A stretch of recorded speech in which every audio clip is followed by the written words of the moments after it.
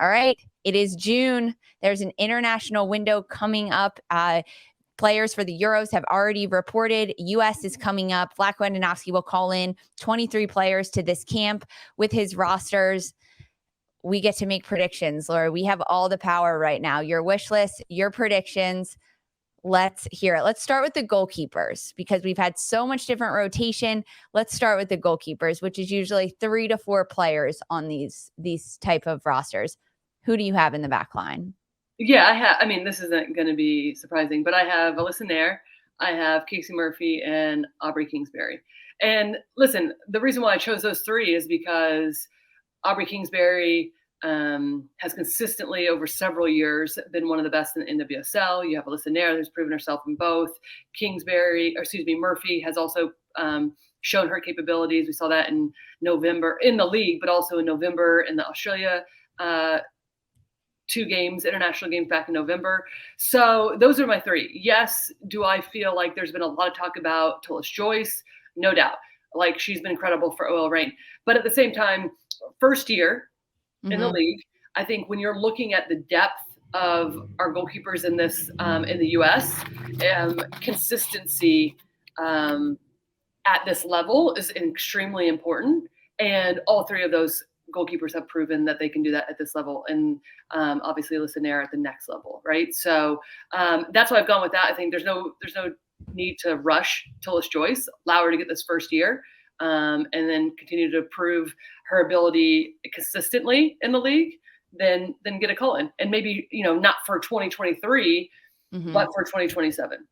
Yeah, exactly. You have to remember that there is a World Cup, so calling these players in is essentially Vlatko Andonovski saying your potential to go to the World Cup. What can you play at the international level? I agree with your selection. I've got Alyssa Nair, Casey Murphy, and Aubrey Kingsbury as well.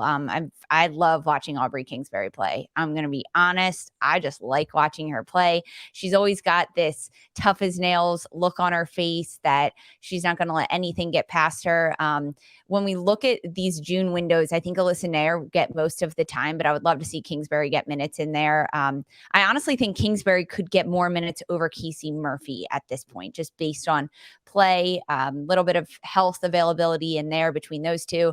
But yeah, I mean, the tout about Fallon Tullis Joyce, let her get a year in the NWSL. There are other options for Vlatko Andonovski if he needs a little bit more depth. I mean, Jane Campbell was at the Olympics. I don't think that she'll be called into this camp, though. AD Franch also with Kansas City Current.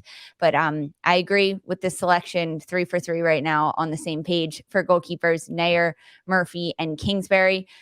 The defensive line. It's been hit with some injuries. Tierna Davidson out. Becky Sauerbrunn was out. She's back playing with Portland Thorns. But this is a defensive line that needs to be good, patient, and have a little bit of versatility and different looks in it. Lori, who's listed as your defenders on your roster? Yeah, I have 7 defenders on this 23 roster, and I have Alana Cook, I have Becky Sauerbrunn back in the mix, Kelly O'Hara, Emily Fox, Naomi Girma, Sophia Huerta, and then I have an asterisk by her name, but I have Abby Dahlkemper involved as well. And I think it really just depends on her coming back from the rib injury. I put her in there because I think when I'm looking across the board, obviously we have some injuries to this back line. Crystal Dunn's still come back from maternity. I'd slip her in one of those slots as well. But I do think prior to the injury for Abby Dahlkemper, I would put her over an Emily Sonnet right now. And also Emily Sonnet's not even playing center back for Vlatko. And and I see that Catherine Wickersham is saying that Kelly O'Hara, yes, but like these players, we still have 3 weeks before they're getting called in, and Kelly O'Hara would be a player that's going to be called in for some of her experience, for her leadership role, so they can still 100% be called back in and be working within the team to get back and ready to go. Because I fully expect those players to be called in for qualifiers. Yeah, I think Kelly O'Hara is one that is out with a bit of a hamstring injury right now, but we don't really know how serious that is. Washington was playing back to back to back to back. So the rest there from her is not at all surprising at the club level, but national team wise, you're right. I expect her to be called in, even if she's still dealing with a bit of a hamstring injury, but I still expect her to be called into camp. Yeah. I agree with you on O'Hara on that one. I don't think Goalkeeper is going to be back ready to play. I mean, this is like pure speculation on my side here, but she's out with a rib injury. We haven't seen her in a little with San Diego Wave, and that hurts the national team with losing Goalkeeper as a center back. Yes, there's Becky Sauerbrunn in there and Alana Cook, but losing Tierna Davidson, potentially losing Abby Goalkeeper, those are some holes that Vlatko Ananovsky needs to figure out how to fill. So I think Naomi Girma for sure gets called in because he needs to have depth in that center back role. Otherwise, I had the exact same for you. I did not have O'Hara on my list just based on her injury right now, even though I think she probably will get called in.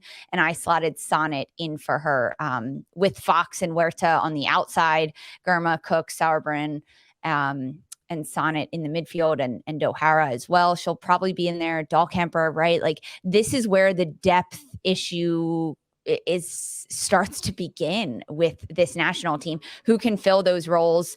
When we look at outside backs, Fox and Huerta, O'Hara, who else?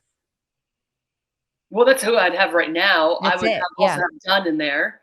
Okay. When But she's she's back not from maternity. But yeah. But like right now, those would be the three.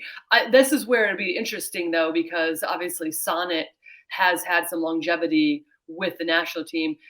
Currently, do I think that she's played consistently enough? No, I don't. And what I mean by consistently, yes, she's played the minutes, but do I think she's been good in the back? No, I think she's been below her average with the Spirit right now. But she also plays outside back for Vlatko. She doesn't play, doesn't even give her a look. So this is when, if Goalkeeper is not ready to go, then do you bring Sonnet just from her experience because she's going to be playing that outside back? And then I don't think Kelly Herrera is as injured as because she's not playing games. I think it's more precautionary to be ready. I agree. So that's why I slotted in. And this is nothing new for Kelly, and she's ready typically. So, I mean, this has been her whole career, whether it's her ankle or hamstring. So this is nothing new. And she's proven that Vlatko really likes her, right? I mean, she's a lot of games. I am high on Huerta. I like what she does. But Kelly O'Hara consistently gets more minutes than Huerta so far under Vlatko. So how does that change? We'll see. But it's a shame about Dunn just not being back. I mean, it's not really a shame. She just gave birth and she's a new mom. Huge congrats to her. But to have her back would allow this team to look very different in the back line with a Dunn and an O'Hara on those outside back roles. And even having Kelly O'Hara in there, despite dealing with a bit of an injury, as that veteran alongside Becky Sauerbrunn as a vocal leader who can connect with young players. I mean, we see that with Washington Spirit. It's O'Hara and Sonnet as the veterans in a sea of players that are new to the league or younger to the league. So yes, I like what we've got so far. Pretty much agreeing so far. We're gonna see, because now we get to look at the midfield, Lori. Yeah. I think a lot of this is not totally, we will agree on a lot. I fully believe, because I don't think this is some of this isn't. There's not that many options. Yeah, you're not going to have overhaul rotation before you're going in. Well, one, we're a year out from a World Cup. Two, we've also seen pretty consistent, even with Vlatko bringing in quite a few younger players. There's just you're not going to see these overhaul changes, right? You're not, barring any significant injuries to multiple players. It just is not going to happen. So my midfielders, though, this is where I switched a little bit, because originally I had 7 in the attack when Kat Macario was still healthy. But now I've actually switched to 7 in the midfield for this June camp, just because of the fact that I think we need to solidify some things going on in the midfield compared to some of the more nuanced stuff that's in the attack. So I have Amy Sullivan back in the mix. Lindsey Herrera, I think there's some, no doubt she'll be ready to go, but I think there are some question marks in terms of how many minutes. Right. I do feel like that's a nagging injury that has been lingering longer than has been made public. I have Rosa, obviously, Ashley Sanchez. I do have, and this is where it starts to get a little bit interesting because my last three are Christy Mewis, Sam Coffey, and Jalen Howell. And I went with these three because I do believe Sam Coffey deserves a call up 100%. And this is the time to do it. Whether she's going in the next, I think this roster in June will look fairly similar to qualifiers. However, I think there could be a few different changes, but I do think that Sam Coffey deserves a call up and a look from her play with the Portland Thorns. And then Christy Mewis and Jalen Howe. Do I think they've been exceptional? Absolutely not. But I think Christy Mewis has looked better with the national team than she has with Gotham. And I don't particularly think anybody's looked amazing with Gotham. So I think this is where it gets a little bit hairy with you're going off of the exact form that you're in, because sometimes it's unfortunate with the team that you're on. If they're not producing and you're not performing well as an overall team, then it's like a disaster, right? But Christy Mewis still has the ability to be impactful and has shown that at the national team level. Do I think she needs to be a lot more consistent on all levels? Yes. I think in Houston, we saw a lot of glimpses of her being able to drop back and play make and be a little bit more of an 8. And when there's question marks maybe about Herrera and the amount of minutes she can go consecutively, then I do think Christy Mewis. But I do think there has to be enough that has to come from within, and she has to kind of like figure that out. And then Jalen Howell. I mean, listen, I've been kind of vocal. Like, is she my favorite number 6? No. But I think when there's still question marks on if Sam Coffey does get called in, does she how does she perform at the next level? I think Andy's still coming back. So I put Jalen Howell in there for the ability to like add some depth into this June window. So those are mine. I like this. I like your call-ins. I mean, you gave us a sneak peek about Sam Coffey earlier when we talked about NWSL evaluations, and you've been so high on her, and she is incredibly impressive to watch play, especially with Portland, with what they're trying to do. She's really fit into a very good role with them as a player that gets limited touches on the ball, but makes a huge impact because of her limited touches. She's not looking to hold it very long. She switches the point of attack. She has really good vision, and she can read her players really well. Now, pulled into a national camp, I'm not sure how much is going to translate just based on like familiarity, because we weren't seeing this type of play in the Challenge Cup with Sam Coffey. It did take a little bit of time to get her into this mix. Now, also, she's playing a lot deeper with Portland than she did at Penn State, where she was playing collegiately. However, the versatility there to be with the national team is huge. If Vlatko Andonovski has a player that he can drop into that 6th position and throw Andy Sullivan higher, or vice versa, push Coffey a little bit higher, I think that's huge as well. If Sam Coffey gets pulled into this camp, I'm not sure how many minutes we would see of her in these 2 friendlies. I imagine it would be limited, but you never know. I think that call-up could be a good look for Vlatko to think past just this summer, right? You have to look ahead to the World Cup in this one. I had very similar lineup in my midfield: Lindsey Herrera, Rose Lavelle. I've been really excited about what I'm seeing with Rose Lavelle this year. She's staying healthy, knock on wood. She's creating good opportunities for OL Reign. Andy Sullivan thrown in there. Ashley Sanchez doing phenomenal. I have Jalen Howell as well. The depth. She's been called into camps before. She was in with the She Believes. She's been in with Vlatko Andonovski, and this crop of players. I think calling her in again would be beneficial. I think it would really help with her confidence as well, playing with Racing Louisville too. That would help. But again, I'm not sure how many minutes we would get from a player like Howell. And maybe the battle between Coffey and Howell in that 6th role would be very interesting to watch. I'd love to be a fly on the wall at those trainings and kind of see how they play with and against each other and the differences in specific training situations between those 2. Christy Mewis as well. I think she's been there, right? She's been in these types of situations and qualifiers and with the national team. So almost a bit of a veteran mindset there as a player who's been in and out of the camps. I think Christy Mewis could provide a little bit of depth in that midfield. I also have Sam Mewis because I'm hopeful. Yeah, I don't see it with Sam Mewis. I think, she's consistently on the injury report. I know. Played. But I understand, listen, I'm hopeful for that too eventually, but not in this near future. I don't think she's even training. So, so who did you have? So you had 8 midfielders? Yeah. 1, 2, 3, 4, 5, 6, 7. Yeah. Okay. Horan, Lavelle, Sullivan, Sanchez, Howell, Mewis. Yeah. So then so you have 8. Okay. Yes. So then you'll have, so I went with only 7 and then I have 6 strikers. And my 6 strikers, are we going there now? Yeah. Let's All right, hit so I me got with your Matthew, forward. no doubt, Sophia Smith. I have Alex Morgan, Kristen Press as the 2 more veteran players, along with Trinity Rodman and Ashley Hatch. So those are the players that I have going into this June camp. I think it's a good mix. I think when you think about kind of Kat McCarty and what I mentioned before, is I originally had 7 strikers and only 6 midfielders, but now I think that looks a little bit different. So I'm only taking 6 strikers. And I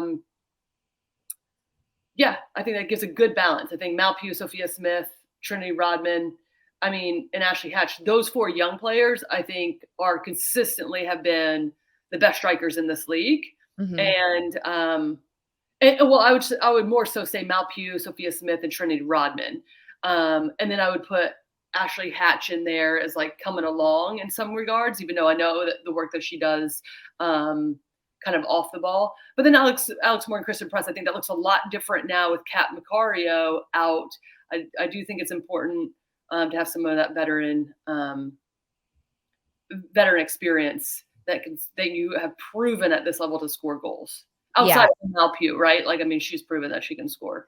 She has definitely proven that she can score. I love watching Mallory Pugh play right now. Yeah, Pugh, Smith, Morgan, Hatch, Rodman, Press. I second it. I agree with all of it. Who would be your starting 3 in that front line if Blacko's playing with 3 in the front line? Because we've talked about it before, and Kat Macario was in that starting lineup for you.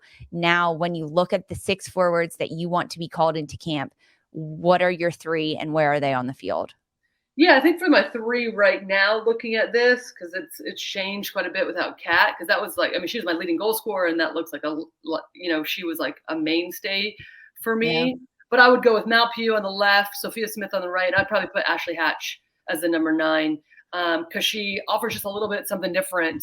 And the reason why that changes is because Alex Morgan and Kat Macario are such different players that when Kat was on the field, I would have probably bought, if we're specifically talking about number 9, I would have probably brought Alex Morgan off the bench in different situations, and then Kat could float to a winger or even as a number 10, and you could just move players around. But with that injury, then Ashley Hatch moves up in that ranking just because of her different style of play and how I think that tends to elevate the other players around her. I think that allows Ashley Sanchez to get more minutes potentially with their understanding on the field from the Spirit. I think it also lends to the traits of an Ashley Sanchez or even a Roosevelt, even if those 2 aren't playing together. I think it lends to their ability and getting in behind maybe a Hatch that could drop a little bit deeper at times. Yeah, the difference in having a Hatch or Macario or Morgan in that center striker changes entirely how the team would play. You just gave a shout out to Ashley Sanchez. We've seen her play in the front line for Chris Ward and Washington Spirit. Do you think that's a possibility that Vlatko Andonovski would move Sanchez out of the midfield and into the front line at some point? For Vlatko, no, I don't think so. I don't think at the international level for Sanchez. I think she's better when she's getting faced up and running at the back line. Not that she can't do that in the number 9. I'm just thinking about teams wanting to clog the midfield, and I think Sanchez will ultimately be better, being able to have a little bit more room to roam and deeper and pick up the ball and getting behind at times, making her timing of runs, I think is excellent. So yeah, we'll see. Listen, let's put this all to bed with the people in the chat about Megan Rapinoe, because if you're just coming in, there's got to be context with all of this, right? Megan Rapinoe was 100% on my list if she was healthy and going into the World Cup qualifiers because of her experience and the different ways she played. It wasn't just let me just put some people on a list without any context. So if you're coming into we appreciate everybody in the chat, but like, let's just not make these blanket statements that don't make any sense and you don't have any context with. You're just throwing out somebody's name, because there was a ton of context and conversation about why I had Megan Rapinoe on that list, right? And some of these veteran players. Also, Becky Sauerbrunn I had on the list before she even started playing significant minutes, and no one wanted to push back on that. So let's just come in here and understand what the conversation is if you're joining into the chats, because it doesn't make any sense. I love it. Don't come after her on Twitter, anyone. She's got context for her statements now. Just add to the conversation. Don't just put somebody's name if you don't have anything to add to the conversation, because then it's just useless. Yeah. Call them out, Lori. I love this. Call them out. So no Rapinoe on your list this time, but for good reason. Well, no, she's exactly. She's injured right now. Completely. I like your list. You gave us 23. It's a good round group of players that could be called in. Now, a lot can happen between now and when this roster is named. We just saw Kat Macario announce she tore her ACL. A lot of different things can change and things can happen. When you look at this list, who's your 24th player? Who's the player that just barely missed the cutoff for this one? Yeah, this is an interesting one, because I had two players in mind, two rookies actually, that I would like to, that I think could potentially get called in going forward. But my 24th is Elise Bennett. I really like this young player, and I think it's just going to take time. And also, I think, given everything that we've talked about with the depth, even with Kat Macario, I think Elise Bennett's ceiling is incredibly high. Her and Kristen Hamilton have created a wonderful partnership for Kansas City. And so I really would like to see this young player called in. I think she just misses it this time, especially with like just sorting things out, as I mentioned, about the midfield and giving an extra player there. But I do think my other one, additionally, that I was thinking for the 24th is Michaela Clough. I think this just goes back to the fact, though, she still needs to be more impactful. And partially that could be with her team. Right now, Orlando obviously not getting a ton of amazing results, and the play in general feels a little bit labored for them. So I think there's opportunity for her, and she showed that she can play as a six. She is more impactful, I think, higher up, and we've heard that. Be an ongoing conversation as well. But she certainly, as a player I had picked early on as my rookie of the year. So we'll see how that pans out as like time goes on after these qualifiers. I think it just might be a little too early for the amount of games that she has under her belt at club level right now. Michaela Clough has impressed me with Orlando and what she's been able to do on a team that is lacking a little bit of creativity in their attacking end. Clough is bringing that to them as a rookie. The shout out to Elise Bennett, the rookie forward from Kansas City. Yes, huge shout out to her. She's been tremendous to watch with Kansas City. A really fun player. She's got creative ways to get in behind in the attack. I like that these are your two wild cards, your number 24s. Mine, Margaret Purse with Gotham. Yeah, I think that she is a player that's been in camps before. She understands kind of what it is all about being on the national team. We haven't seen her produce as well as I want to with Gotham, but Gotham's not doing great right now. She did just score the game-winning goal for Gotham this past weekend in the NWSL, but she can play in the front line for Vlaco. She can play in the back line. She can play as an outside back. We've seen that versatility from Purse. So she is my 24th that just barely made it. I think if Gotham were performing a little differently right now, it would look differently for her. But it's when you create chances and you get opportunities to score, you have to put them away. But maybe getting called into a camp, Purse could be a little bit better at that. But I like this. I like what we're talking about. I love making these roster predictions. We ran through a lot today, Lori. This hour went by incredibly quick, but we talked about a lot of things. Before we close out, final thoughts from you on anything that we talked about today, anything random from left field, hit us. Yeah, no, the one thing I would say is I like your pick about Margaret Purse, because I do think unfortunately, it does feel like she's fallen out of kind of the mix recently. And I think that's, somewhat to do with some injury, but then also just like the general form of Gotham right now, and not having scored a ton of goals. So I do hope that she gets back in, because I do think that she adds a little something different as well. And not to forget that she's also played as a right back. Not that Vlatko would use her as that, but I think when you're coming down to like some of these final decisions, to have some of flexibility in some different positions for players is important, even if it means just for the immediate future or long term, right? I think those are still things that will be hashed out going forward. But I do like that pick, and it'll be interesting. I think hopefully this time next week or very close after, at least in the next one of these episodes, we'll be able to like actually break down the roster and see how close we were, and maybe more of the reasons why certain players were picked or not. So I think this is an exciting time regardless, right, of like what's happening, and an intriguing time just with some key players being injured. It is a very key time. The U.S. women's national team plays 2 friendlies in June, one on the 25th, Saturday, and one on Tuesday, the 28th, ahead of the CONCACAF W Championship that starts early on July 4th, all while NWSL action is continuing to happen, because who doesn't love a little chaos with lots of overlap and players coming and leaving? Lori, thank you so much for being here. It's always such a pleasure to chat with you.